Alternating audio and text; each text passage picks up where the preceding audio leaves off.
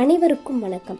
தமிழ் கடவுளாகிய முருகப்பெருமானுக்கு அறுபடை வீடுகள்ல 2வது படை வீடா இருப்பது திருச்செந்தூர் முருகன் கோவில் தான்.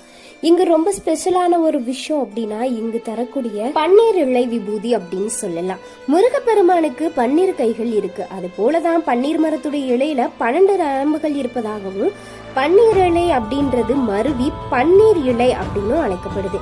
பன்னீர் இலை பார்க்க முருகனுடைய வேல் போலதான் இருக்கும். பன்னீர் இலைக்கு வேத மந்திர சக்தி இருப்பதாகவும் 350 வருடங்களுக்கு முன்னர் திருச்செந்தூர் மேல கோபுரத்தை திருவாவூதுறை ஆதீனம் நிர்மாணித்தாருன்னு பற்றாக்குறையின் காரணமா பணியில ஈடுபட்டவர்களுக்கு கூலி தர முடியலையா, அவங்களுக்கு இலை விபூதிய கூலியா கொடுத்திருக்காங்க. கோயிலை தாண்டி வெளியே சென்று அதை பிரித்து பார்க்கும்படியும் சொல்லியிருக்காங்க.